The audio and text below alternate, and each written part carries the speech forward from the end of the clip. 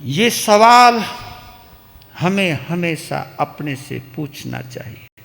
और शायद वीरत्वई के माध्यम से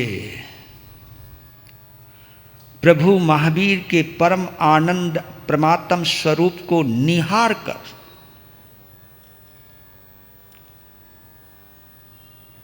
उसकी भक्ति में एक रूप होकर जो थोड़ा सा आनंद की झलक मिलती है, वो तो थोड़ी सी लगन की बात है, थोड़ी सा ही दिल लगा, उसमें भी उसके प्यार में, उसकी याद में, उसकी भक्ति में थोड़ी देर के लिए दुनिया को भूल गए और दुनिया को भुला करके उसमें डूब करके उन पलों में जो आनंद आया था,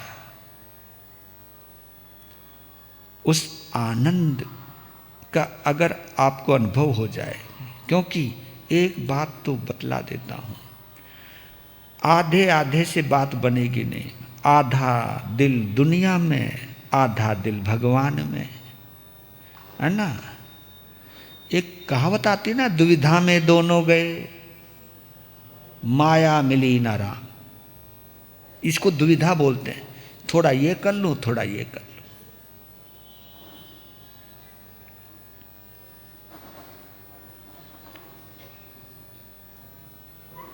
एक किसान को खेत खोदना था, पानी की तलाश थी। एक संत वहां से गुजर रहा था। ऐसे वक्त में कभी कभी संतों की बहुत याद आती। किसान ने देखा कि महात्मा जा रहा है, दौड़ के गए कि बाबा राम राम। हाँ जी राम राम, मैं खेत में कुआं खोदना चाहूं, अगर मेहरबानी हो जाए तो बताओ कुआं कौन से खेत में खोदूं,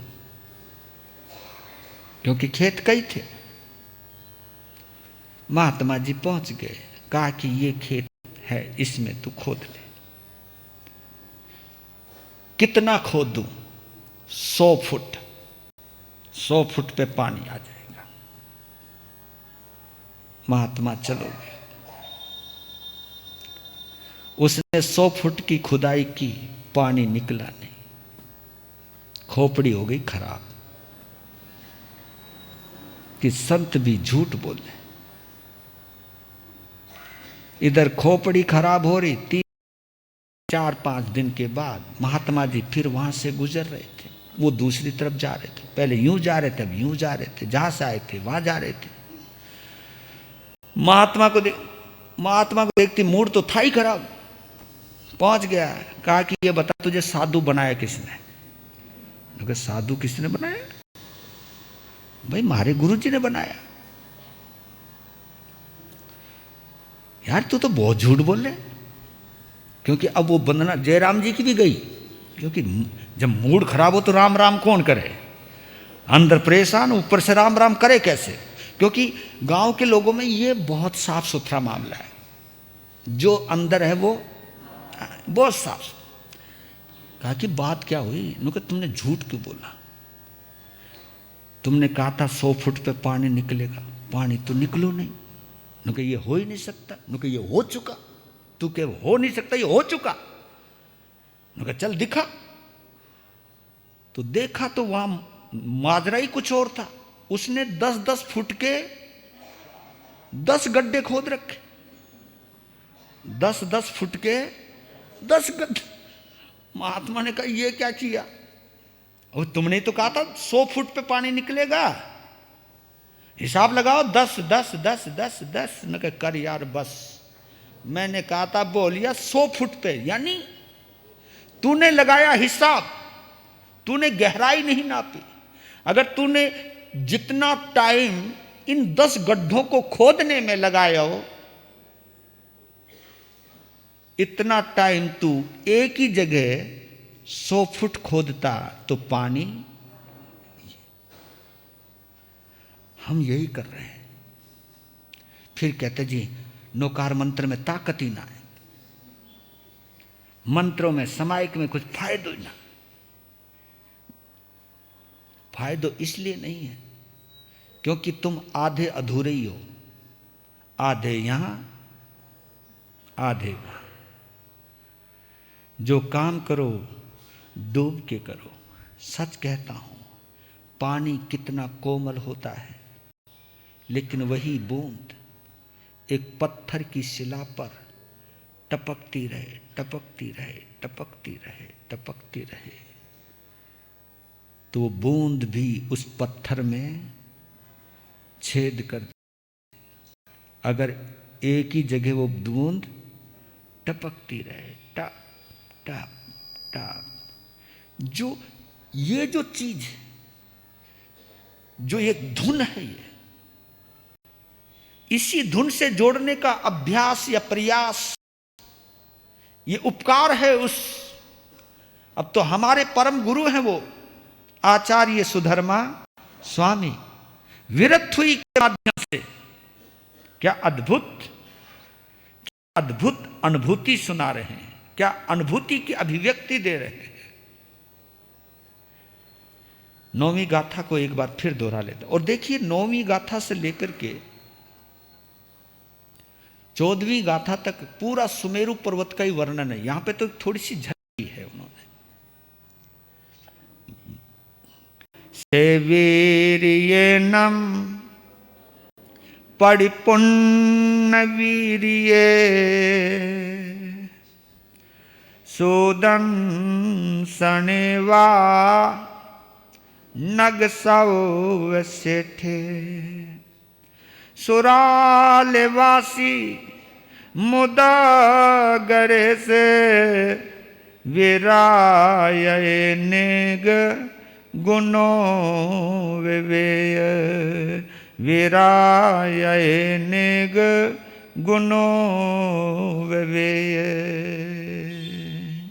बोलिए शासनपति भगवान महावीर स्वामी की, आचार्य सुधर्मा स्वामी भगवान की, आर्य जम्बू स्वामी भगवान की। से वीर्येनम परिपुण्य वीर्ये सुदंसनेवा नग सव सेठे सुरालेवासी मुदा गरे से विराय नेग गुणो विवेय। जिस प्रकार सुमेरु पर्वत सभी पर्वतों में श्रेष्ठ है,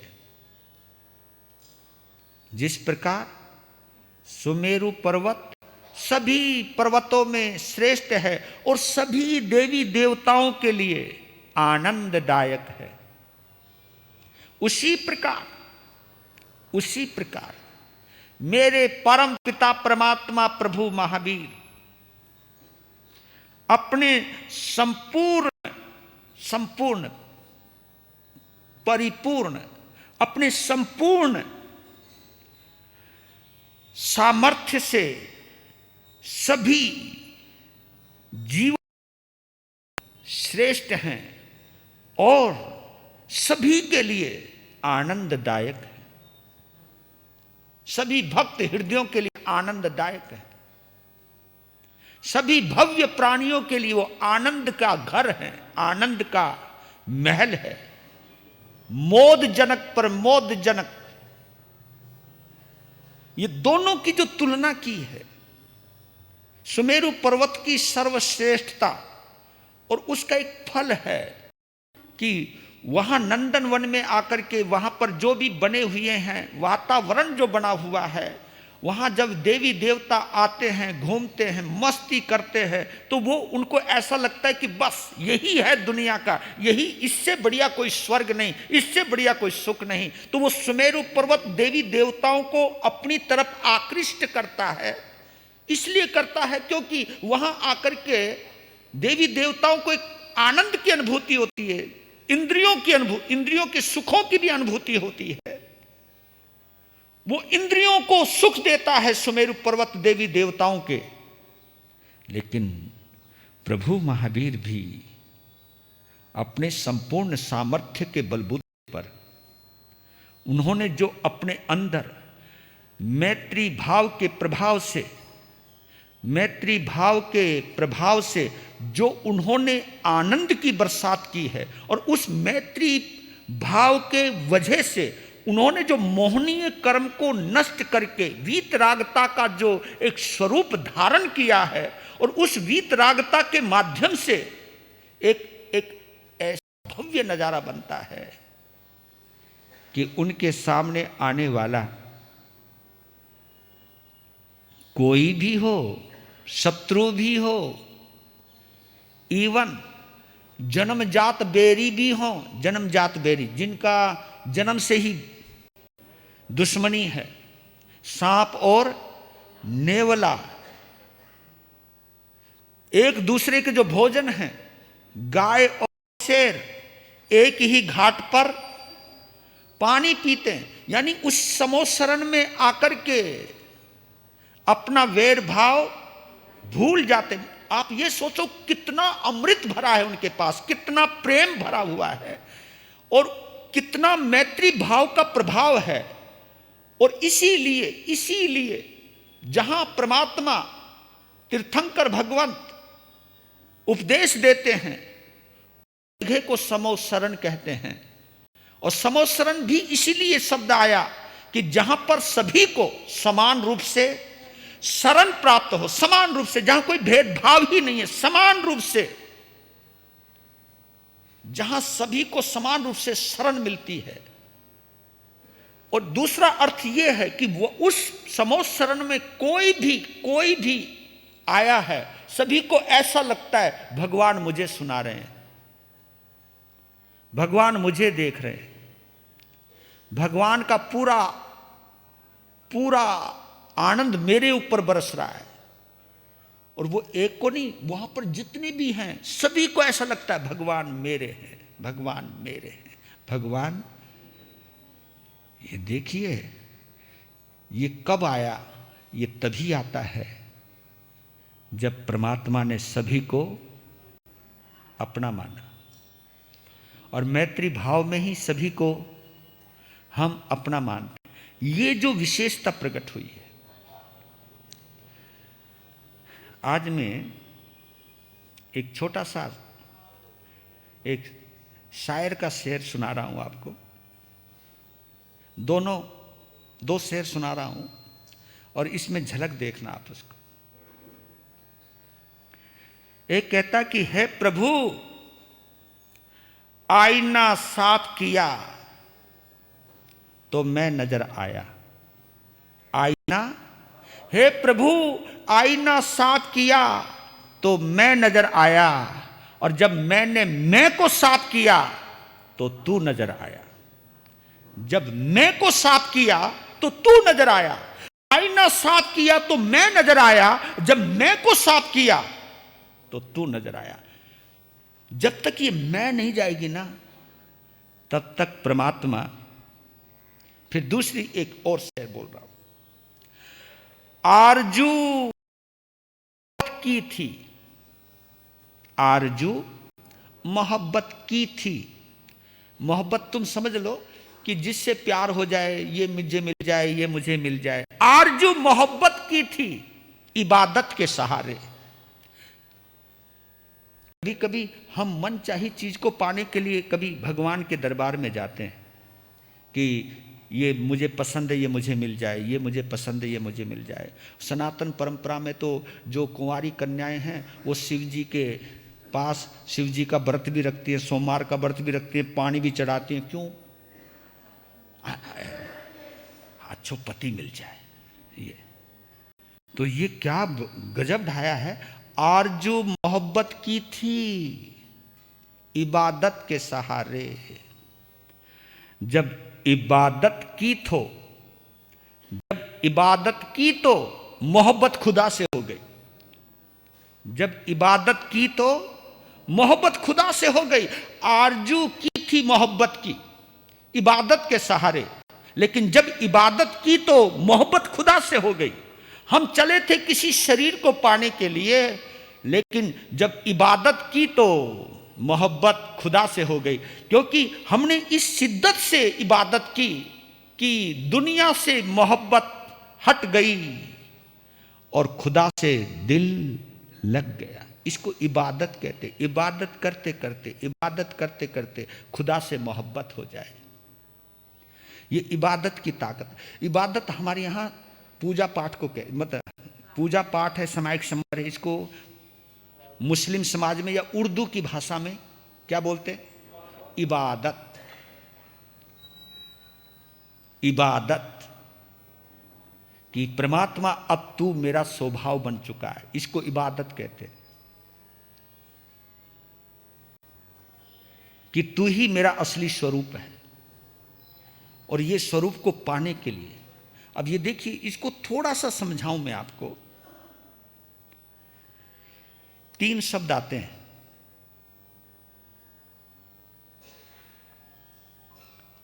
एक योगी, एक उपयोगी, एक सहयोगी। शुरुआत किससे हुई? योगी से। और आपको मालूम है इन तीनों शब्दों में अरिहंत भी आ गए, संत भी आ गए, श्रावक और श्राविका भी आ गए। ये तीनों शब्दों में योगी कौन?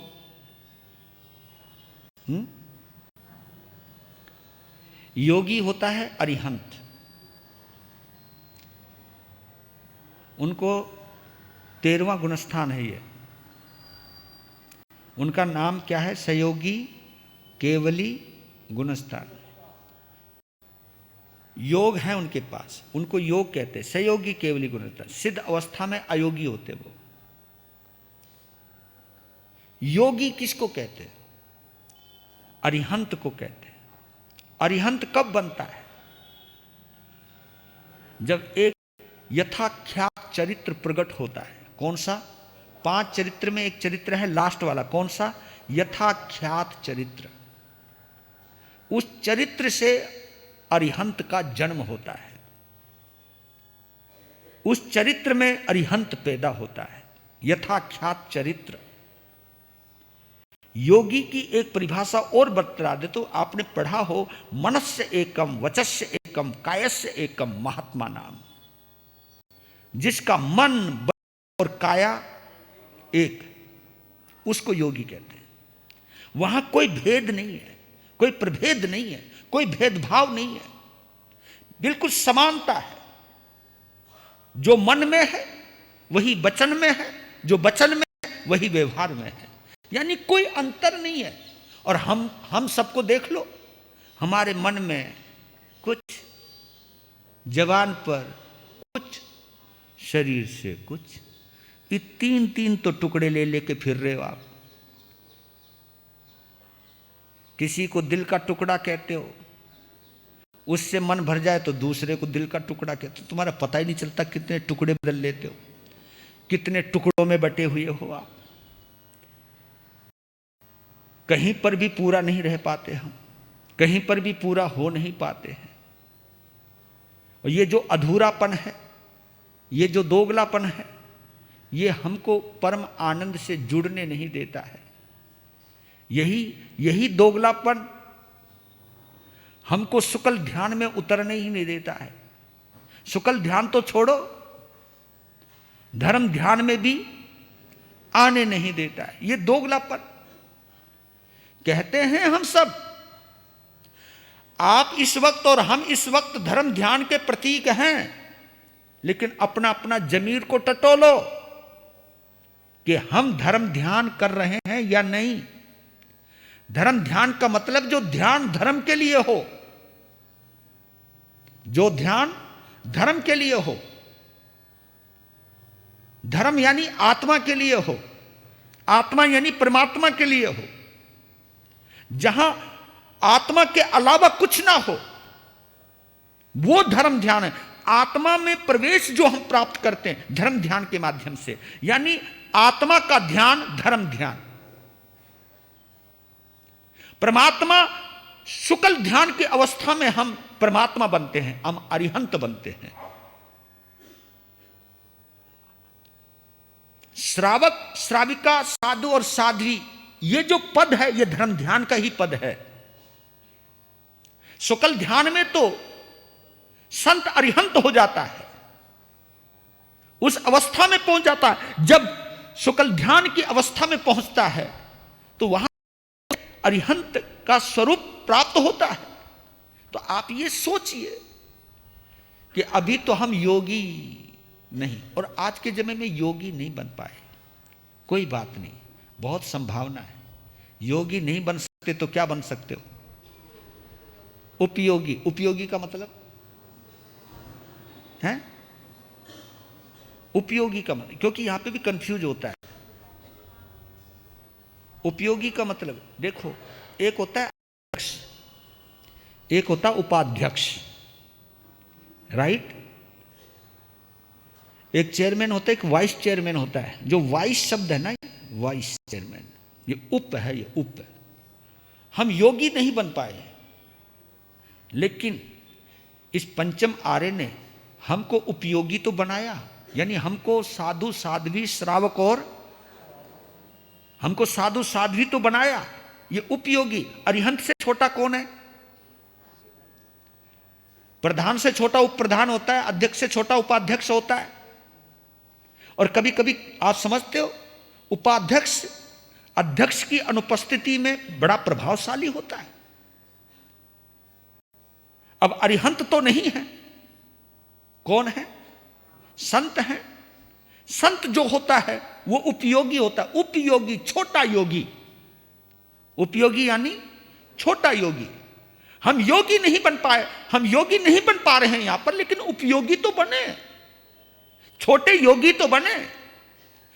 और छोटा योगी मैं तभी बन सकता हूं कि जब मैत्री भाव प्रबल तो होए। ठीक है, मैत्री भाव की मैं पूर्ण साधना नहीं कर सकता, लेकिन मैत्री भाव में जीने का अभ्यास तो करूं।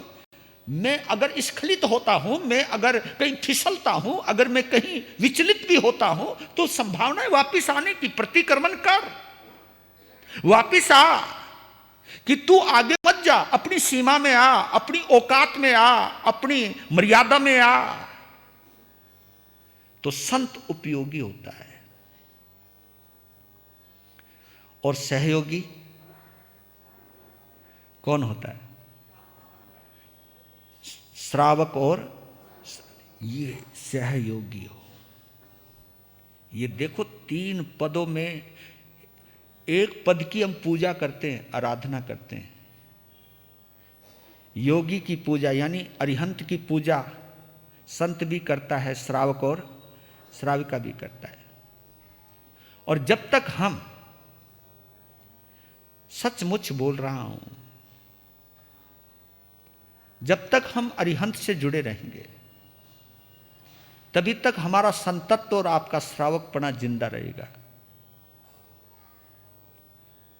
अरिहंत से जुड़कर ही हम संत हो सकते हैं, संत का स्वरूप धारण कर सकते हैं। लेकिन अगर मैं संप्रदाय से जुड़ गया तो मैं संत नहीं बन पाऊंगा। संत का मतलब होता है जो सत्य से जुड़ा है, शाश्वत से जुड़ा है, सच से जुड़ा है, उसको संत कहते हैं। जो संप्रदाय से जुड़ा है वो साधु कहलाता है। ये हमारा अभ्यास होना चाहिए कि मैं वो घड़ी कब आएगी जब मैं साधु से संत बनूंगा। जैसे ये होना चाहिए, श्रावकों का एक मनोरथ है कि मैं साधु कब बनूंगा। साधु का भी एक मनोरथ है, कब मैं अरिहंत बनूंगा। मैं संत से अरिहंत, पहले मैं संत बनूं। तो ये भाव हमारे अंदर प्रगाढ़ होना चाहिए। और इन भावों को प्रगाढ़ करने के लिए एक उदाहरण दे रहा हूं, गौर कीजिएगा। कहते कि एक बार एक गुरु अपने शिष्य के साथ पहाड़ से नीचे उतर रहे थे। ये प्रतीकात्मक है, कभी समझना इसको। एक संत अपने शिष्य के साथ, एक गुरु अपने शिष्य के साथ पहाड़ से नीचे उतर रहे थे। उतरते उतरते शिष्य का पांव फिसल गया, गुरु का हाथ छूट गया, पांव फिसल गया, हाथ छूट गया, और वो लुढ़कता लुढ़कता लुढ़कता खाई की तरफ जाने लगा। और गुरु देख रहा है, उसे बचाने की भी कोशिश जुटा हुआ है, लेकिन जैसे वो खाई में जाने ही वाला था तो उसके हाथ में एक बांस का पेड़ आ गया। वहां एक बांस था, बांस का पेड़ आ गया, पेड़ को जोर से पकड़ लिया। अब वो खाई में लटका हुआ है, खाई में, लेकिन पेड़, उसने बांस के पेड़ को जोर से पकड़ रखा है और पेड़ पूरी तरह से झुका हुआ है। हां,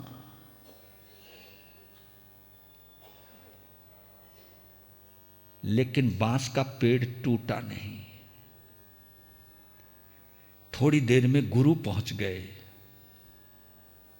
और उन्होंने हाथ आगे बढ़ा करके उस शिष्य को बाहर निकाल लिया।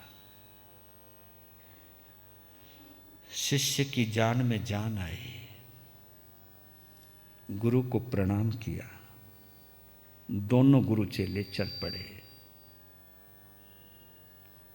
रास्ते में गुरु ने कहा कि बेटा,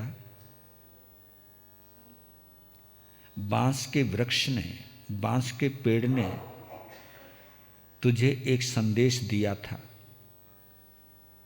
क्या उसको तूने सुना? कहा कि गुरुजी, मैं घबरा गया था, मुझे मौत नजर आ रही थी, उस वक्त मुझे कुछ भी सुनाई नहीं दिया, ये तो आपकी कृपा हुई, आपने मुझे बचा लिया। तब कहा कि मेरे से पहले अगर तुझे किसी ने बचाया है, क्योंकि मेरे और तेरे बीच में तो बहुत दूरी हो गई थी, अगर तुझे किसी ने बचाया है तो बांस के पेड़ ने बचाया है, और उसने एक संदेश दिया है। कहा कि मैं समझा नहीं। तब गुरु ने, जहां से जा रहे थे वहां पर एक बांस का पेड़ और था, कि देख तुझे समझाता हूं। उस बांस के वृक्ष को खींचा और उसे खींच करके जमीन पर लगा दिया और फिर छोड़ दिया। फिर जाकर के वो वृक्ष वहीं की वहीं खड़ा हो गया।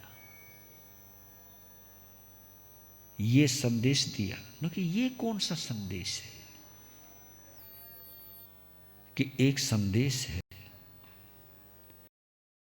पेड़ में लचक तो होती है, बड़े से बड़े तूफान में भी ये वृक्ष पूरी तरह झुक जाते हैं, लेकिन जैसे ही तूफान शांत होता है, वृक्ष, ये बांस का वृक्ष फिर दोबारा उसी स्थिति में खड़ा हो जाता है। मैं समझा नहीं। कहा कि बेटा, तूफान, मुसीबत और मुश्किल ये हर किसी के जीवन में आती है, लेकिन जिसकी फितरत बांस के वृक्ष की जैसी होती है, वह वृक्ष टूटता नहीं है। जिन वृक्षों में अकड़ है, तूफान में वही वृक्ष टूटा करते हैं, लेकिन जिसमें लचक है और जिनकी जड़ें मजबूत हैं, लचक है, जड़ें मजबूत हैं, कईयों की जड़ें बड़ी गहरी होती है लेकिन अकड़ इतनी होती है कि वो टूट जाते हैं। इसमें जड़ भी गहरी है, लेकिन उन जड़ों में और पूरे के पूरे बांस के वृक्ष में लचक होती है, इसलिए तूफान में झुक जाता है, लेकिन तूफान शांत होती फिर पूर्व स्थिति में आ जाता है। ऐसे ही वृक्ष, बांस का वृक्ष हमें प्रेरणा देता है। मुसीबत आए तो घबराना नहीं, झुक जाना। झुकोगे तो कभी टूटोगे नहीं, क्योंकि झुकने वाला कभी टूटता नहीं है। ये वृक्ष, बांस का वृक्ष प्रेरणा देता है। आप लोग और हम लोग अपनी फितरत को चेक करें। समायिक करने वाले श्रावक श्राविकों अपनी फितरत को चेक करें। 5 महाव्रत धारण करने वाले हम साधु साध्वी अपनी फितरत को, अपनी मिजाज को चेक करें कि तू तो प्रतिदिन महामंत्र नवकार का स्मरण करता है। नमस्कार महामंत्र, हमारे मंत्र को क्या बोला गया है? नमस्कार महामंत्र। नमस्कार में ही सबसे बड़ा चमत्कार है, झुकने में ही सबसे बड़ी महारत है। हमारे आचार्य काशी राम जी महाराज हुए हैं पंजाब के, पंजाब परंपरा के आचार्य हुए हैं। उनको भारत केसरी का भी अवार्ड मिला हुआ था। वो अक्सर 3 बातें कहते थे, कम खाओ, गम खाओ और नम जाओ, सारी प्रॉब्लम खत्म। हाँ, कम खाओगे शरीर सही रहेगा, हाँ, ज्यादा खाओगे बार बार खाओगे। आज का तो आदमी सोते सोते भी खाता है। हाँ, ये हमारे जैन लोगों के संस्कार ने, हमारे जैन लोग तो रात्रि में कभी खाते ही नहीं थे। अब पानी भी आ गया, पानी के साथ दूध आ गया, मत तुमने पीने की चीज में छूट रख दी। उनका दूध पी लेंगे जी, वो भी रोबजे का, ठंडाई पी लेंगे जी, दूध का 2 गिलास खींच जाएंगे जी। अब दूध पीते जाओ, पर लेकिन हम पानी भी, दूध भी, कुछ भी, जो भी तुम समझो। कई लोग तो ये भी कहने लग गए क्योंकि गुरु महाराज रात के 10 बजे तक खा लेते हैं, सुबह नौकारसी कर लेंगे। तो याद कर लीजिएगा कि अपने जीवन को जरूर ये सोचिएगा, कहीं जहां लचक पैदा होती है वो लचक अलग है। वो लचक कौन सी है कि जहां ईगो हर्ट होती है, जहां गुस्सा आता है और उस गुस्से में जो अकड़ पैदा होती है, उस अकड़ को छोड़ना धर्म की सबसे पहली शर्त है। अगर आपने वो अकड़ नहीं छोड़ी, अगर आपने अपनी महत्वाकांक्षा को नहीं छोड़ा, तो आप कभी भी इस धर्म का आनंद नहीं ले पाओगे। कम खाओ, गम खाओ। गम खाने का मतलब क्या है? तुम्हारे अंदर और हमारे अंदर सहन शक्ति होनी चाहिए, क्योंकि हमारे अंदर सहन शक्ति बहुत कम होती जा रही है। ये आज के इस वातावरण ने, आज के इस एजुकेशन ने पता नहीं क्या दिया है। ये दिया है कि आज के आदमी में सहन शक्ति नहीं रही। नुका भाई हम सब कुछ बर्दाश्त कर सकते हैं। एक तो ये कहता प्यार से तू चाहे वो उठवा ले, XYZ, तुम समझ गए ना? प्यार में चाहे तू वो उठवा ले भाई, अकड़ से नहीं। झुक पहले। हमारी फितरत झुकने की नहीं, झुकाने की। झुकेगा तो झुकेंगे, अकड़ेगा तो अकड़ेंगे। लेकिन भगवान का सेवक तो, अच्छा भगवान के पास क्या कमी थी मालूम है? उनके पास कितना बल था। मैं जब शास्त्र में पढ़ रहा था तो कहते कि 1000 शेरों का बल एक अष्टापद में होता है। कितना? 1000 शेरों का बल, 52 शेरों का बल एक अष्टापद में होता है। और 1000 अष्टापदों का बल एक बलदेव में होता है, बलदेव। और 2 बलदेवों का बल एक वासुदेव में होता है। 2 वासुदेवों का बल एक चक्रवर्ती में होता है। और 100 चक्रवर्तियों का बल एक देवता में होता है। हजारों देवताओं का बल एक इंद्र में होता है। और हजारों इंद्रों का बल एक तीर्थंकर में होता है। जिनके पास इतना बल है, लेकिन फिर भी कितने निर्मल हैं। वो निर्बल नहीं है, वो निर्मल है। निर्बल होना और निर्बल होना बिल्कुल अलग है। एक अंग्रेज ने महात्मा गांधी के लिए लिखा था कि इतनी दुर्बल काया में इतना बलवान व्यक्ति मैंने पहली बार देखा। काया दुर्बल लेकिन बलवान। यह महात्मा गांधी के लिए एक अंग्रेज ने बोला था कि मैंने पहली बार एक दुर्बल काया में एक महाबलवान व्यक्ति को देखा जिसने पूरा हिंदुस्तान जोड़ दिया था, वो भी अहिंसा के बलबूते पर। और याद रख लेना, अहिंसा भी शस्त्र होता है, क्षमा भी शस्त्र होता है, सेवा भी शस्त्र होता है। इनको भी शस्त्र की भी उपमा दी है। ये वो शस्त्र हैं। देखिए, अहंकार भी शस्त्र है, क्रोध भी शस्त्र है, लोभ भी शस्त्र है, राग और द्वेष भी शस्त्र हैं।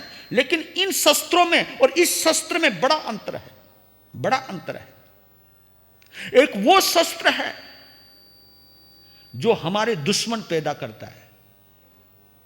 क्रोध के द्वारा, क्रोधो ही शत्रु प्रथमो नरानाम, ये संस्कृत के अंदर एक कहावत आती है, क्रोधो ही शत्रु प्रथमो नरानाम। क्रोध ही इंसान का सबसे बड़ा और सबसे पहला दुश्मन है। इस दुश्मन ने कई दुश्मन पैदा किए। किसने? क्रोध ने। क्रोधो ही शत्रु प्रथमो नरानाम, यानी मनुष्यों का सबसे पहला अगर कोई दुश्मन है तो उसका क्रोध है, जिसने कई दुश्मनों को जन्म दिया है। और क्षमा भी। देखिए, दो बात है, पराक्रम की दो श्रेणियां होती हैं। से वीर्यनम परिपुण्य वीर्य, जो ये शब्द आया है भगवान महावीर के लिए, इसके पीछे बहुत बड़ा लॉजिक है, बहुत बड़ा गहरा रहस्य है। वो रहस्य क्या है? वो रहस्य यह है कि संपूर्ण सामर्थ्यवान होते हुए भी उस सामर्थ्यता का उपयोग उन्होंने क्रोध को बढ़ाने में नहीं, क्षमा को यानी आत्मा के स्वरूप को धारण करने में लगाया, मैत्री भाव में लगाया।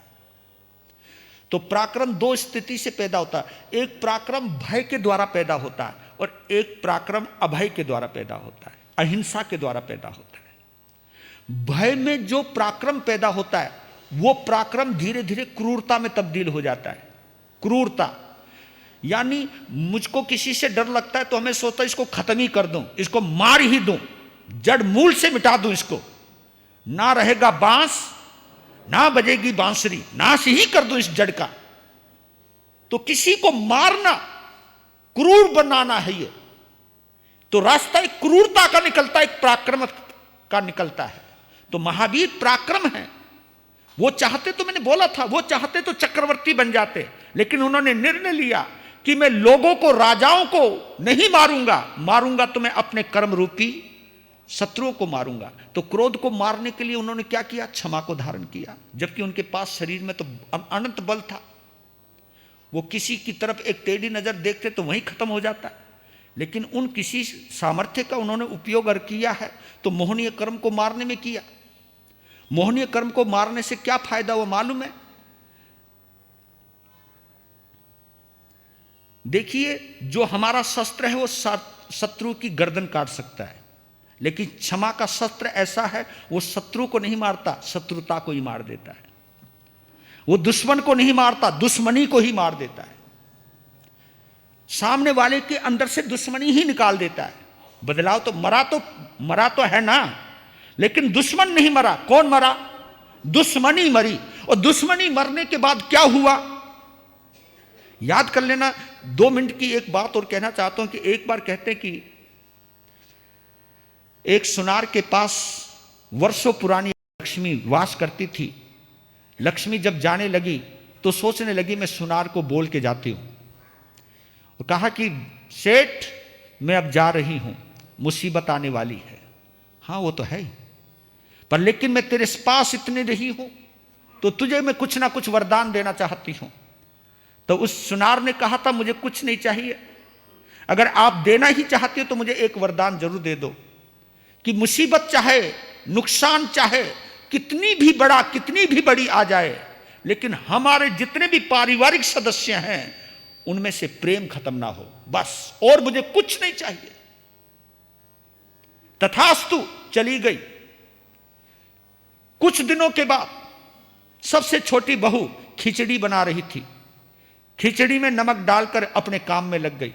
उस बनती हुई खिचड़ी को देख के दूसरी बहू आ गई, उसने भी नमक डाल दिया, वो भी अपने काम में लग गई। तीसरी बहू आ गई, उसने भी नमक डाल दिया, वो भी काम में लग गई। चौथी बहू आई, उसने भी नमक डाल दिया, वो भी काम में लग गई। और तो और सास भी आई, उसने भी नमक डाल दिया और अपने काम में लग गई। शाम के वक्त जब वो खिचड़ी परोसी गई और खिचड़ी जैसे ही खाई तो समझ गया मुसीबत आ गई। वो समझ गया कि मुसीबत आ गई, नुकसान आ गया। फिर सोचने लगा, किसी ने जानबूझ के तो डाला नहीं होगा। ये देखो, ये प्रेम में आती है बातें। किसी ने जानबूझ के तो डाला नहीं गया होगा, अपनी तरफ से सब अच्छा ही करते हैं। तो उसने चुपचाप खा ली और चला गया। फिर बड़ा बेटा खाने आया, उसने भी खाई, उसने कुछ बोला नहीं। लेकिन एक बात पूछी, क्या पिताजी खिचड़ी खा गए? हाँ खा गए। उन्होंने कुछ बोला? कुछ नहीं बोला। और जब उन्होंने नहीं बोला तो तू काहे को बोले? खा और जा, खा और जा। उसके बाद उससे छोटा आया, उसके बाद उससे छोटा आया, सबने एक ही सवाल जरूर पूछा, बड़े भाई ने कुछ बोला? उसके बाद उसके भाई ने कुछ बोला? नुका किसी ने कुछ नहीं बोला। फिर बहुओं की बारी आई, नुका जब उन्होंने नहीं बोला तो हम क्यों बोले? खाओ, सारी खिचड़ी खत्म। रात को मुसीबत उसके पास आई और सुनार से बोला, भाई साहब माफ करो, मैं तो जा रही हूं। नुका क्यों, क्या हुआ? बस यार 1 किलो नमक खा गए फिर भी कोई नहीं बोला। 1 किलो नमक खाने के बावजूद भी कोई नहीं बोला। और जहां कोई शिकवा नहीं, शिकायत नहीं, वहां में रहकर मैं करूंगी क्या यहां पर? यह महावीर बनना सिखाता है हमको, यह विरत हुई सिखाती है हमको। तो अपनी फितरत को चेक करो, थोड़ा सा तुम्हारे मन के मुताबिक ना हो। इवन बताओ, तुम लोग तो हमें गुरु मानते हो, अगर हम भी तुम्हारे मन के मुताबिक ना करें, छोड़ ना यार, महाराज कोई है, यो कमाल की बात है। तुम आओ और हम तुम्हें देखकर ना मुस्कुराएं, यानी तुम्हारा कोई रिस्पॉन्स ना दें, तो तुम्हें तुरंत हमारे लिए कमेंट्स पास करने में, यार कमाल है यार, पैसा भी खर्च किया, इतनी दूर से आए, इनको क्या पता, खुद कमाना तो होता नहीं है, पैसा क्या कमाया जाता है। उस 100 बात, इतने आए फिर भी ध्यान नहीं दिया, महाराज अपने में रहता है। यार कमाल की बात है। तुम्हारे लिए महाराज वो है, आते आओ जी, बैठो जी, कैसे हो जी, है ना जी, घर बार कैसा है? ये महाराज बहुत अच्छे हैं। मतलब तुम्हारे मतलब का हो तो महाराज, और तुम्हारे मतलब का नहीं तो मैं महाराज भी नहीं। ये जो फितरत है, महावीर ऐसे ही मोहनीय कर्म को तोड़ करके अरिहंत नहीं बने। हम कुछ तो कर सकते हैं, कुछ तो कर सकते हैं। अपनी सहन शक्ति को बढ़ाइए।